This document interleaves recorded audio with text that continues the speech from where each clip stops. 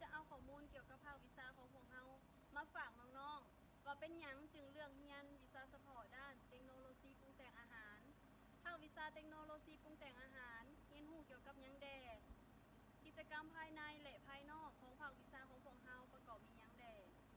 เทคโนโลยีปรุงแต่งอาหารเฉพาะสาขานี้ในการเรียนสายการแปรรูปอาหารที่มีความสำคัญต่อการพัฒนาผลิตภัณฑ์อุตสาหกรรมต่างๆพัฒนาทางด้านเทคโนโลยีเกี่ยวข้องกับการค้นคว้าวิจัยและพัฒนาทางด้านเทคโนโลยีเกี่ยวข้องกับอาหารการรับประกันเกี่ยวกับคุณภาพของอาหาร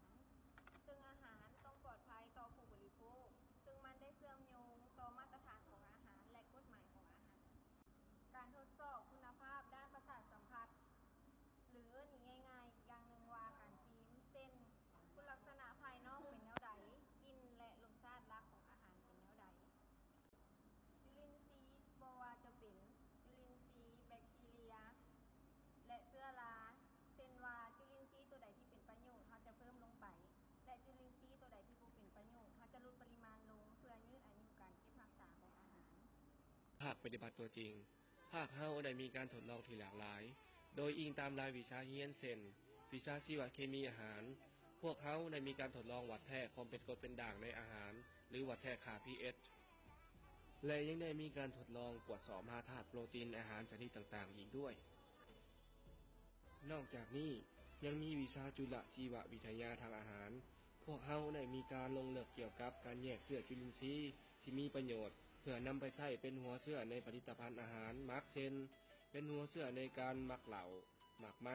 โยเกิร์ตและอื่นๆและยังได้มีการตรวจสอบจุลินทรีย์ที่ปนเปื้อนในอาหารเช่นจุลินทรีย์ที่ก่อให้เกิดพยาธิหรือจุลินทรีย์ที่เป็นสาเหตุให้อาหารบูดเน่า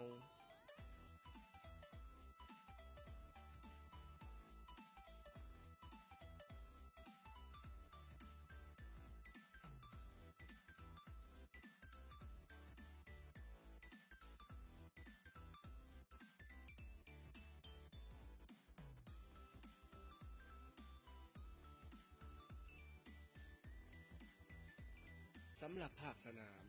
ภาคเฮาได้ลงทัศนศึกษาโดยการลงไปเยี่ยมยามบริษัทโรงจักรโรงงานต่างๆโดยมีจุดประสงค์ให้นักศึกษามีความรู้ความเข้าใจถึงกระบวนการผลิตตัวจริง